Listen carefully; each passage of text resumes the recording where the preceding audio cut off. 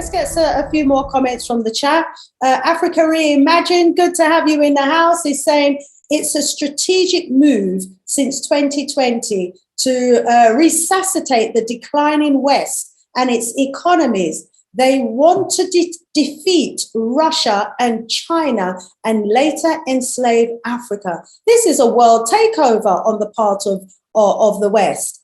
They're out to take over the world. They've already overtaken Europe away from the Africans. And for those who didn't know, yes, the indigenous people of Europe were indeed the Africans. They've already, taken over much land on this planet from the original indigenous Africans, taken over Australia, taken over America, taken over many parts of the world. And here they are moving forever eastwards towards Russia. Then it will be China. Next, it will be Africa. It looks like a world moves are afoot for a world takeover. What say you? There is no there is no doubt when one studies history objectively. There is no doubt that the European has an avaricious zeal to control and dominate everywhere that he goes. That is well established in history, and that character has never changed.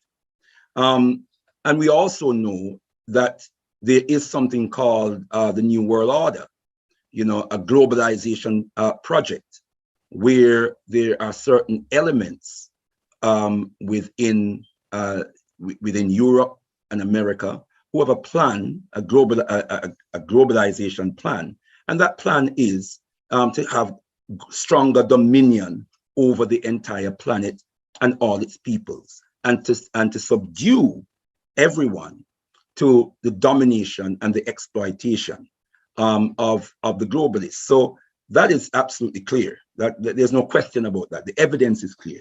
The question is, what resistance do we have? Effective resistance do we have against that force?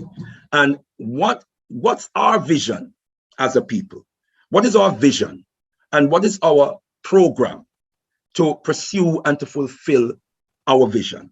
What is our vision for self-empowerment? Papa Garvey says the African must get power. Power of every kind, power in science, power in industry, power in politics, power in higher government. That kind of power that will stand out so that other races and nations will see, if not feel. Power, he says, is the only argument that satisfies man.